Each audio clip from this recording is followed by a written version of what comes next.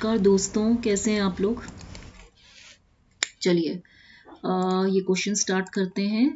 ठीक है, देखिए ये ऑनलाइन क्वेश्चंस थे। एक्चुअली ऑनलाइन पेपर जो होते हैं ना आजकल जो नेट में दे रहे हैं, मुझे तो पता नहीं है, ये तो खैर मैंने प्रिंट आउट निकलवाए थे जब प्रिपरेशन के वक्त। लेकिन अब मुझे लगता है वो कुछ फिक्स डेट तक रहते हैं फिर चले जाते हैं। चलिए देखते हैं।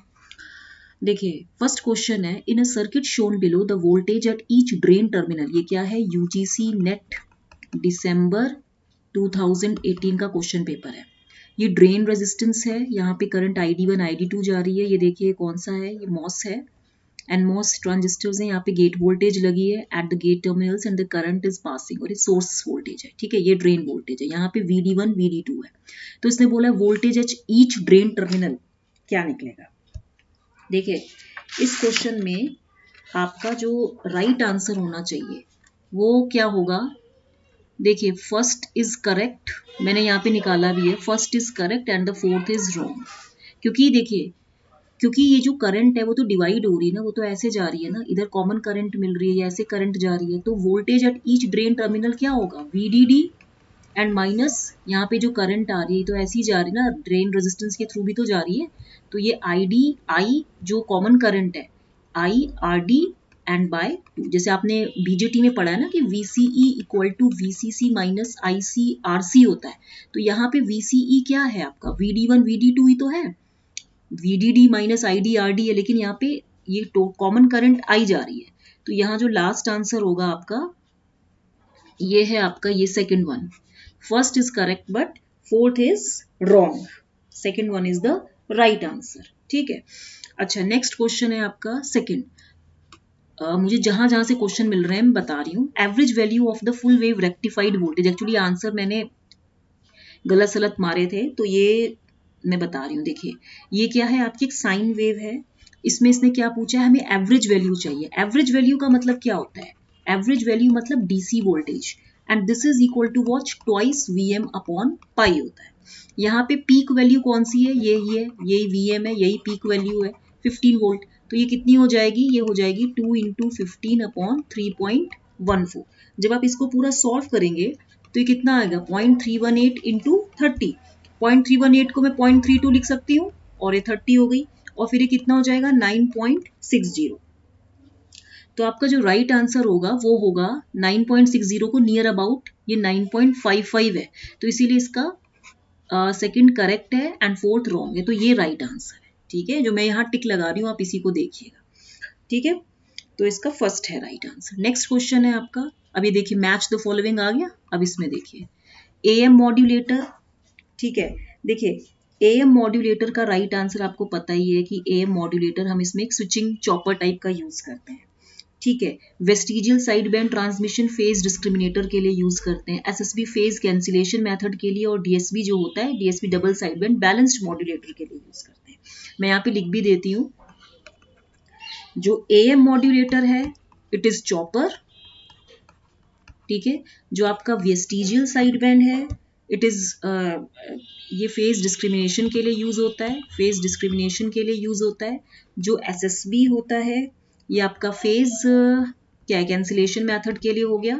ठीक है, और जो ये आपका DSB है डबल साइड बैंड, ये आपका बैलेंस्ड मॉड्यूलेटर BM, मैं इसको BM बोलती हूँ। ठीक है, तो आपका जो राइट आंसर होगा वो फर्स्ट होगा। A का थर्ड है, ठीक है, B का फर्स्ट है, SSB is for phase cancellation method and DSB is for balanced modulator. Fourth question देखिए, ये C का क्वेश्चन आया है। इस क्वेश्चन में देखिए क्या पूछा है, तो इजी ही लग रहा है ये, देखिए इतना मुश्किल भी नहीं है। देखिए यहाँ पे सीधी ऑपरेटर्स के ऊपर डिफाइंड है, A इंटू B है। एक्चुअली ये क्या है, ये मल्टीप्लाई का साइन है, A into B minus C into D हो जाएगा। ठीक है, तो इसमें आप देखिए इसका जो राइट आंसर होगा वो क्या होगा, A का सेकंड। इसको हम ऐसे लिख सकते हैं, M प्लस N है और ये प्रोडक्ट फॉर्म में है एक्चुअली। तो इसका भी जो राइट आंसर होगा वो होगा B का फोर्थ, यानी कि हम इसको ऐसे एस्ट्रिक बोल रहे हैं, हम एस्ट्रिक लगा रहे हैं इसमें।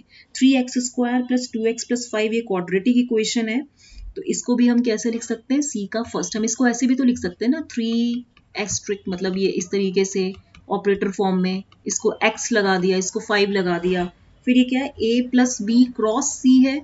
अब इस केस में आप देखिए इसका जो आंसर होगा वो क्या होगा आपका, इसका तो आपको पता ही है, इसका थर्ड ऑप्शन हो जाएगा a प्लस बी और इधर क्रॉस सी बाय d प्लस डी। तो यहाँ पे जो राइट आंसर होगा ये थर्ड ऑप्शन होगा। ठीक है, नेक्स्ट क्वेश्चन है आपका, ये भी देखिए, एक्चुअली मैंने पहले प्रिंट आउट में सही आंसर्स मार्क कर लिए थे, तो मैं आपको बस थोड़ा सा बता देती हूँ। देखिए टीई मोड क्या होता है, मैंने बताया ही था, अगर if z is the direction of propagation then ez is 0 and hz is not equal to 0। And TM mode में, ट्रांसवर्स मैग्नेटिक मोड में क्या होता है, if z is again direction of propagation then hz is 0 and ez is not equal to 0। That means transverse magnetic है ये। अब इस question में आप देखिए, इसका तो क्या आंसर है, इसमें आप देख लीजिए, ए का फोर्थ है, टीई मोड का मतलब क्या है, no electric field in the direction of propagation, बिल्कुल सही है। टीएम मोड में आप देखिए, no magnetic field in the direction of propagation, that means HZ 0 है, यहाँ पे ईजेड 0 है। TEM transverse electromagnetic, that means no electric no magnetic field in the direction of propagation, that means EZ भी 0 है आपका, एचजेड भी 0 है। ठीक है, हाइब्रिड मोड का मतलब क्या होता है, मिक्स्ड मोड, जैसे इसमें क्या है, बोथ जो होते हैं electric and magnetic field, that means Ez not equal to 0, Hz not equal to 0, present in the direction of propagation. तो इसका जो राइट आंसर होगा वो थर्ड ऑप्शन। ठीक है, तो ये हो गया। नेक्स्ट क्वेश्चन है आपका, कौन सा क्वेश्चन है ये, which question was that, fifth, okay, sixth one is match the two list and choose the correct answer. ये तो आपके क्या है, एच पैरामीटर्स है। पहले तो आप इक्वेशन याद कर लीजिए, v1 is equal to h11 i1 plus h12 v2 and i2 is equal to h21 i1 plus h22 v2, यही होता है। अब इसको हम इस फॉर्म में भी लिखते हैं कि input voltage is equal to H R I one होता है, sorry H I input H I I one होता है plus H R V two होता है, and I two is equal to what, it is H F E I one होता है and plus H O E V two होता है, यही होता है। अब आप इसमें देखिए, हम इसको कैसे लिखेंगे, इनपुट रेजिस्टेंस जब आप इसको निकालेंगे, जैसे यहाँ पे है, इसको सॉल्व, पहले आपको इक्वेशन याद होनी चाहिए, H11 is equal to V1 by I1 with V2 equal to 0, that means ये शॉर्ट सर्किट है, तो ये क्या होगा, ये इनपुट रेजिस्टेंस होगा ना, this will be your RIP। तो यहाँ पे तभी हमने इसको HI बोला है, HI input resistance. So input resistance with output short circuited is HI, यानी कि ए का फोर्थ ऑप्शन है, ये मैच कर रहा है। Reverse open circuit voltage amplification, that means ये HR है, तो HR is equal to what, VI upon V2 and I1 equal to 0। यहां से भी आप देख लीजिए, अगर मैं ये वाला मार्कर लेती हूँ, तो इस केस में आप देखिए कि जो H12 है ये V1 बाय V2 ही तो है एंड I1 इज 0, तो रिवर्स ओपन, क्योंकि जब करंट 0 होती है that means current is not flowing, तो ये ओपन सर्किट कंडीशन हो गई। तो reverse open circuit voltage amplification का मतलब ये है कि ये HR है। ठीक है, तो यहाँ पे आपका जो हाँ, तो ये HR होगा।